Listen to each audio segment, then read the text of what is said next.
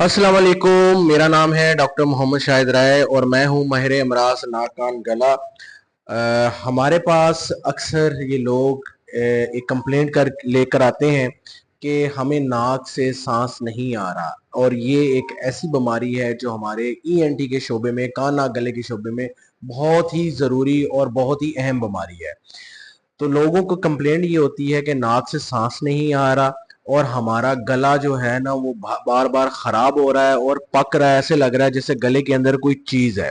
तो असल वजह ये होती है कि नाक बंद होता है। नाक बंद होने की बहुत सारी वजूहत हैं।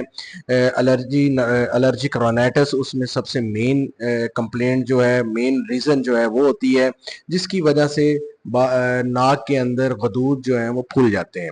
नाक के गदूद जब बढ़ते हैं, जिनको हम टर्बिनेट कहते हैं, सबसे नीचे वाला जो टर्बिनेट है जिसको इन्फीरियर टर्बिनेट कहते हैं, अगर वो फूल जाए तो उसकी वजह से नाक के अंदर रुकावट आना शुरू हो जाती है। जब नाक के अंदर रुकावट आना शुरू हो जाती है तो हवा जो है वहां से मुश्किल से गुजरती है, सांस लेने में दुश्वारी होती है। फिर लोग जो है वो मुंह खोल के सांस लेना शुरू करते हैं। अब अल्लाह ताला ने जो नाक बनाया हुआ है वो फिल्ट्रेशन के लिए है। जब हम नाक से सांस लेते हैं तो वहां पर फिल्ट्रेशन होती है, उसके बाद जो सांस है वो गले में जाती है और देन वो लंग्स में जाती है। तो अगर फिल्ट्रेशन वाला निज़ाम हमारा ख़राब हो जाता है किसी भी वजह से, नज़ले की वजह से या एलर्जिक रेनाइटिस की वजह से या नाक के अंदर गदूद की वजह से, तो फिर हम मुंह से सांस लेने के लिए लेना लेना शुरू कर देते हैं।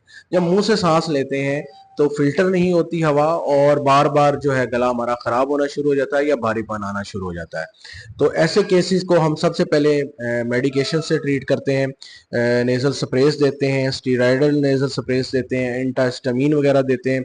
अगर उससे वो बेहतर फील करे तो हम उसको कंटिन्यू रखते हैं। थोड़ी सी प्रिवेंशन भी करनी पड़ती है, स्टीम भी लेना पड़ती है, मास्क भी लेना पड़ता है।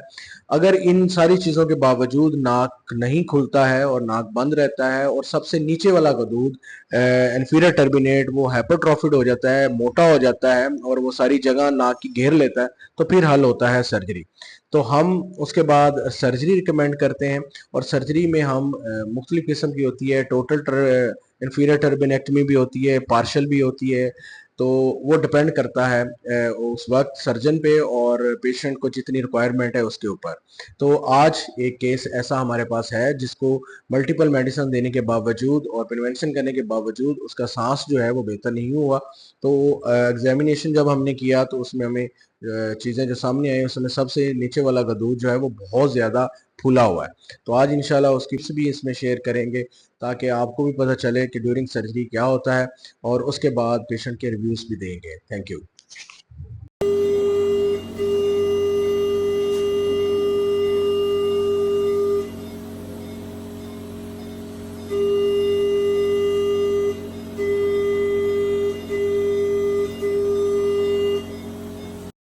बेटा, आपको क्या मसला हुआ था, क्यों आए थे आप यहाँ पे?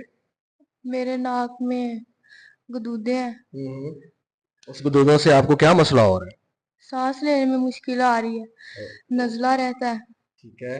और मेडिसिन वगैरह इस्तेमाल की थी पहले आपने? बहुत की थी। फिर उसके बाद ठीक नहीं हुआ? नहीं।